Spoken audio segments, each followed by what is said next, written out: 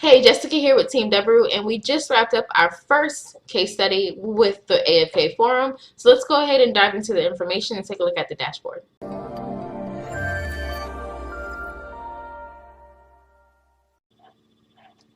Okay, guys, so I wanted to look over the data of a campaign that we ran for a particular offer. We ran a total of, I guess you could say, 2 campaigns, but it ended up being 4 separate campaigns. So let's dive into the first one. So this one is where we started. So in particular, we went in with the CPM bidding model for this particular campaign, and we bid for high user activity. Now with Propeller Ads, you can go for high, medium, or low user activity. It pretty much is based on subscription rate. So if you have newer subscribers, they're going to most likely be higher engaged because they have not been bombarded with a lot of ads. If you have medium, then obviously they've been a subscriber a little longer, have seen more ads, probably less engaged. And then low would be, pretty much mean they have been subscribers significantly longer, have seen ads significantly more, so on and so forth. That means that their engagement would be lower. So we go in for high for testing. We don't mind paying a little more because if we can get the offer to convert on high user activity, then most likely we can try to scale it on medium or low. So that's kind of the logic behind that. And as far as the dashboard and what was tracked, so I just wanted to go over the data with you. We do have a complete follow along and case study posted in the premium section of our forum if you'd like to go into the specifics of this campaign. However, just to do a breakdown of where we went wrong, because that is essentially what we want to point out to you guys is sometimes people don't tell you or show you where the problems were, or express that everything's not all glitter and gold. but we did invest in data. That's what's the most important thing. And so I wanted to show you where to locate your zones in Propeller Ads. So you have to go to dashboard, you go to the campaign, and then you pull up the correct dates, and then you can review the impressions, the clicks, and the conversions. So the issue that we're having right now is we're not able to track the conversions no matter what we try. We have reproduced this offer and modified the tracking elsewhere, and we were finally able to get some conversions to come through. And then we shifted to another geo and another offer that I'll go over with you guys a little later. And we are finally able to get some information in volume, but we're still not getting anything in Propeller Ads. So we were not able to optimize for conversions, and that's the number one thing you have to do, is you have to exclude the zones that are getting high impressions and the click-through rates are significantly low, so therefore the activity is not where you want to be. So we had the most traffic coming from these zones right here, but we don't know which ones were producing any conversions for us, so we couldn't include or exclude them. And we obviously probably could have paid a little bit more attention to the zones that we were spending on and weren't getting any clicks. So that's the risk of going for the CPM bidding model, is you're only paying for impressions. So even if we don't get any clicks, we still have to pay. And as you can see, we paid. So therefore, it's not the best to go in without knowing your winning creative and your winning copy. Also, you can break it down into the creatives if we go into that now and just take a look. So as you can see, we tested a significant amount of icons and images in order to get an idea of what would be, I'd say, a distraction or probably a high engaging creative for this audience, but we failed in that. So therefore, the click-through rates are significantly low. We let most of them run that we probably saw performing the best in certain zones, something like that. The theory behind that, we probably were just testing because at the bottom, that one that was turned off most likely was not getting, it was probably just because it was just the lowest performing creative.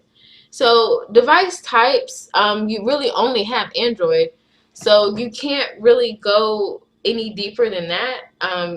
We went for mobile. It would be nice to go probably into browser versions, but you cannot do that with what we targeted because we only went for mobile again. So it's gonna give us Google Chrome instead of some browser, but if we want to know the Chrome versions, we won't know that. As far as the mobile internet service provider, so we can get an idea of were the connections that we were getting the most clicks from, it would be this other category. So we don't. So we pretty much kind of had a vague idea of how to pursue that if we wanted to optimize for more conversions. And then the operating system type, it would break down the versions of Androids, if I'm not mistaken. Let me see if I can find it.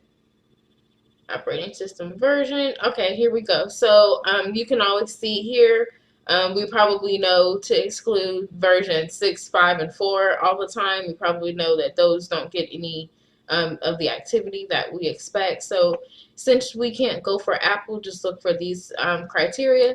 And then as far as language, we can get a breakdown of the language that we were advertising to and got impressions for. So this is somewhere that we should have paid attention to, and we should have looked at which zone was advertising to this particular language that may have cost.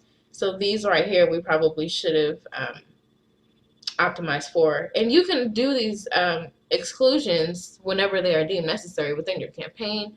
There is no learning process or anything like that that you would be resetting. There are a few things that you cannot modify, like the price model. You can't go from CPM to CPC, but you can definitely adjust your bids per zone while your campaign is running.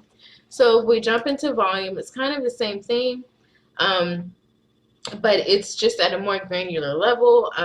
You probably would be in volume more than Propeller Ads. However, you can see exactly how much we spent right here, which is going to be 56 euros, 43 cents. And then as far as how many unique visits and total visits we got, and if we look at the same things here in volume, we can see probably the hour of the day. We probably want to look at that too, just to take a look at the day parting efforts that we use when we set up the campaign. Because we did not run this campaign during certain times of the evening, during times when people are sleeping. So if we can get that to come up, so you can see kind of how we had that controlled.